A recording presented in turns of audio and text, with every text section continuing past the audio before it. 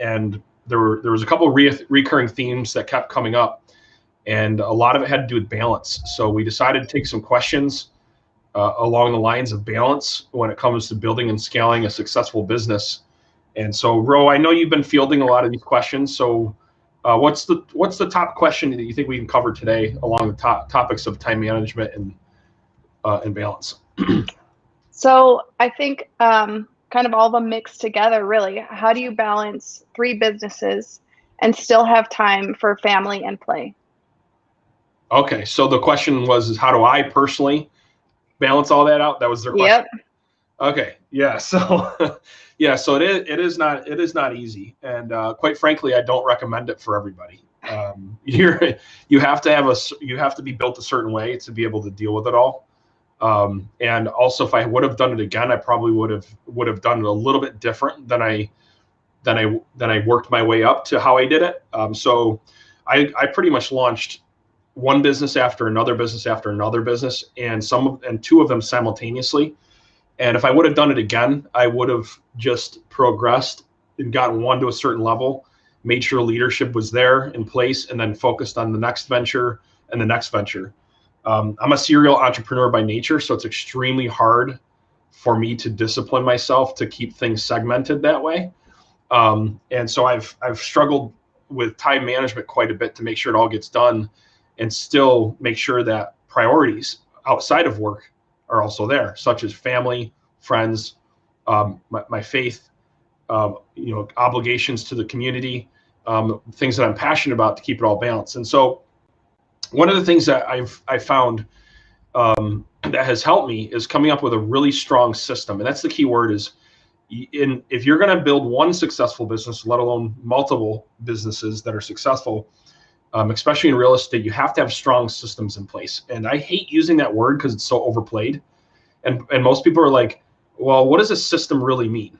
Well, I want to talk about there's a lot of systems that we need to build in our businesses, but having the ability to execute on a game plan on a daily basis and manage your time is one of the most important systems that you can have, because you can put all these great grandiose goals together, these great plans, but if you don't have a system to execute on those plans and a system to manage your time in the process, then really everything else is a bunch of BS. It's just not going to get done. You can go to as many seminars you want, and then also too, you have to discipline yourself to know when to how to schedule things not a part of your business, but put them in your calendar as if they're just as important as an appointment you'd have within your business. And you protect your personal time too. So how I did this, and I'm going to kind of walk you through a step-by-step process of how I learned it. I went to a convention, a gentleman by the name of Chet Holmes, who's passed away now, but he has an awesome book called The Ultimate Sales Machine, which actually inspired me. His model inspired me to launch my first business. And I used his model essentially in his systems and just plugged them in my business, and I had unbelievable success. And one of them was time management. And the key thing that he talked about was that time management can't take a lot of time. So and that, as simple as that is, one of the things that happens in these conferences I've been to, like this one time management conference I went to, they wanted you to track everything you did for a week and document it. And then they wanted you to come back and then analyze it and then do all, and it was and it literally it bogged me down so much. And then I've gotten some of these time management planners where if I did these exercises in the time management planner, it would double my workload just getting through the exercise, let alone actually going out and doing it. So it's what the hell is going on with these? Have these people ever built businesses? Or is this some sort of theoretical BS put on paper?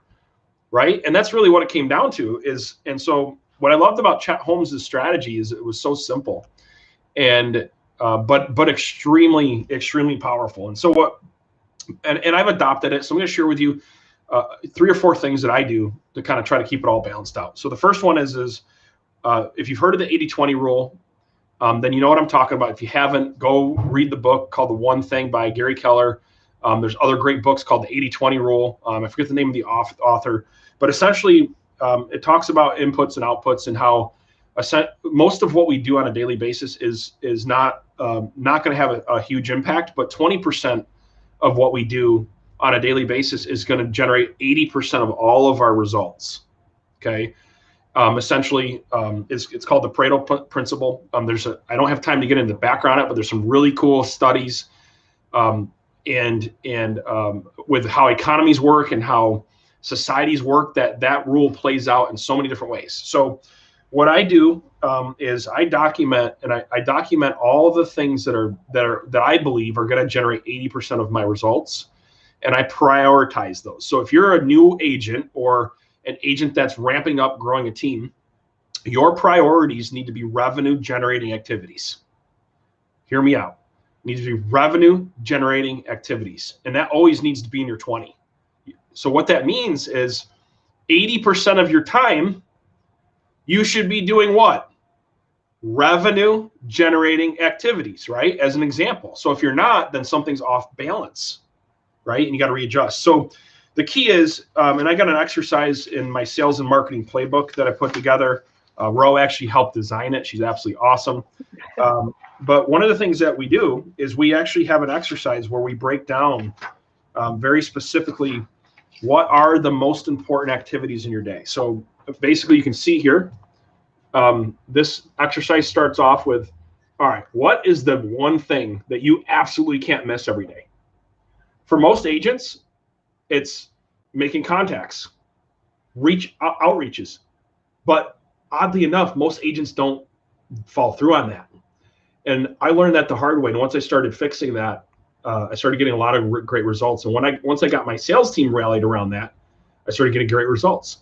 And then what are the 20 behind that, right? What are some other things related to revenue generating activities that are really important that are behind that? And then what is everything else within my day that is important, really important, but I probably can have somebody else do it, right?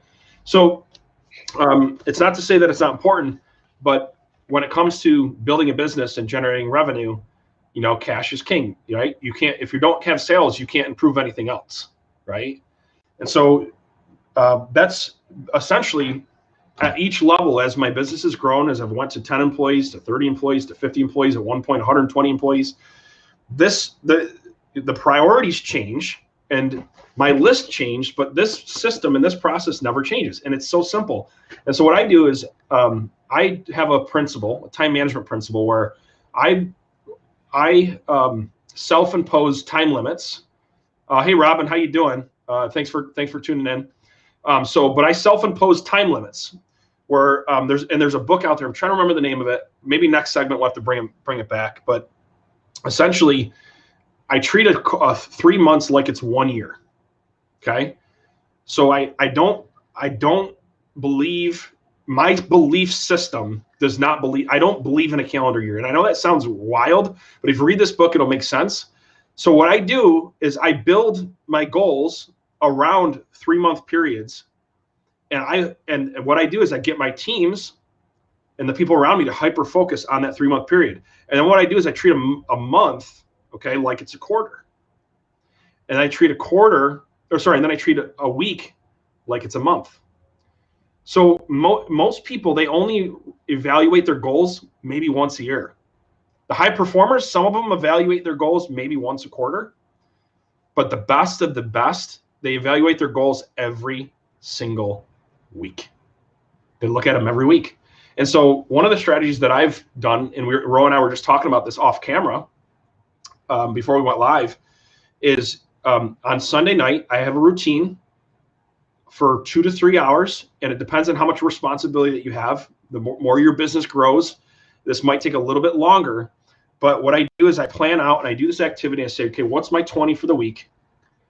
And what's the 80? And what's my team's 20? And what's their 80? And I map it all out. And then I go through our projects, through our project management tool, along with my calendar. I wish I could share my calendar right now. And then I plug everything into my calendar. So this is a sample of what my calendar looks like. Now, what's important is when I'm planning on Sunday, okay, actually, I think Sunday's over here, right? So when I'm planning on Sunday, because of my reflection, When I'm planning on Sunday, I'm not just planning my business activities. I'm planning my personal activities as well, just as important as is a business meeting. And so what you do is you get it all plugged in, and now you don't have to think when you wake up in the morning. You know exactly what you're going to do, when you're going to do it, and you can get so much more done.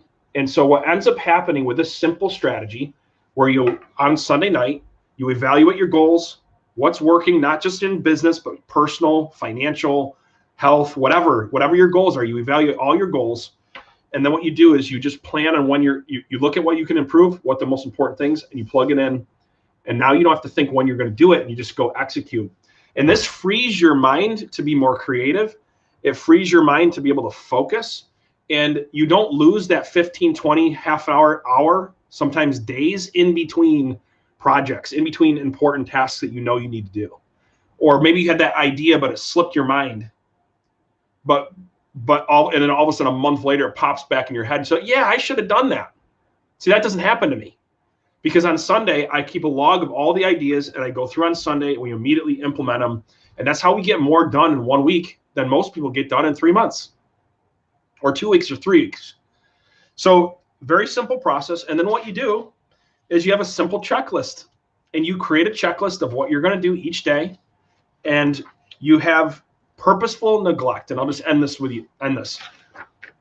There's going to be days and interruptions or days where your things get piled on. You have to discipline yourself not to have to deal with it and handle it right away. To where does this fall on the priority list? So I'll get a text message, I'll get an email, and I ask myself, do I need to respond to this right now, or is it going to distract me from my 20? And if it's not as important as my 20, I'm not going to do it right then. I'm going to put it on my list, and I'm going to get back to it a different day. And that's what you call, and this is what Chet Holmes called pig-headed discipline. I could keep going on and on, Ro, but that's the simple framework that I've used, and it's helped me scale fast in a big way. It's also helped us be so efficient. I've never, and maybe someday it'll change, but I've built multi-million-dollar companies, and I've never had to raise venture capital to do so. That might change someday. And I've been able to have a ton of success because of efficiencies, so. And on that note too, from an employee and someone on the team, I think that style has really helped our team become efficient, because you implement it into our work as well. So this kind of style is so helpful for you, and then us as a team as well. Definitely super efficient on how we operate week per week and day by day. So if I'm hearing you right, it's kind of like you know, the speed of the leader, the speed of the team, so to speak, where if you have an unorganized leader, right? Yeah.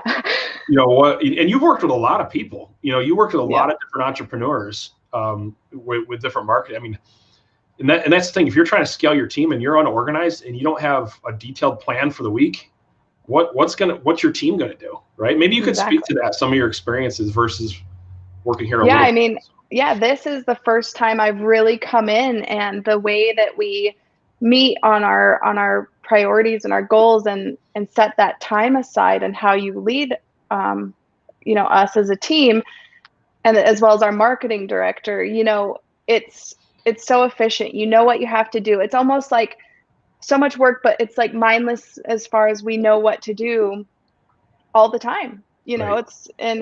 I find it to be so good, because we check in and say, all right, this is done great, next. And in my experience over the years, by far the best leadership and team that we have. Awesome. That's great. Yeah. One of the things that I have to work on, that I've had to work on with this, is to take a moment at the end of the week, end of the month, end of the quarter, and make sure you celebrate your victories. Because using this pace, you'll move at a rapid fire speed. You're going to get so much done, and it's easy to keep going and going and going. And so one of the things we're going to try, which I haven't announced yet, Ro, by the way, one of the things we're going to try is we're going to actually we're coming on the end of our year, March, aka the end of our quarter, right? So it's really the end of the quarter, but we're going to treat it like it's the end of our year, and we have a goal that we're going to set. To make sure we hit what we need to hit. And when we hit it, everyone's going to get time off. We're going to give everybody time off. Now, I know that doesn't work for everybody's structure, but if you're real estate, if you're in real estate and you're building a business and you're building a team, set those goals and reward for those goals. You know, we're starting to do virtual happy hours when we just came up with that idea, starting to implement virtual happy hours when we hit certain goals, because we're all over the country, right? So different things to kind of celebrate along the way is very, very important. So. Yep. So, Ro, I could keep going, but you better shut me up before I keep. I better. You better shut me up. I know we're supposed to keep these to 10 minutes or under. So, but anyway, these are time management secrets of multimillionaire real estate agents, successful entrepreneurs, and that's how you make sure that you can build a successful business without compromising your family life. That's how you do it. You time block everything, and it actually frees you. You think that it gives you too much structure. It frees you. Because you can be free to just be more creative, be more in the moment, be less stressed as you're working. And when you don't plan, you get stressed, right? I mean, we're just talking about that. When we don't plan, we get stressed because we spend so much time thinking about what to do next, right? Yep. And we don't get anything done. So I hope that helps somebody out there today if you're looking to scale your business. Isaiah Colton here, and my awesome sidekick Ro, who has helped me coordinate these meetings. This is another episode of Ask Isaiah. Stay tuned for the next episode. Bye.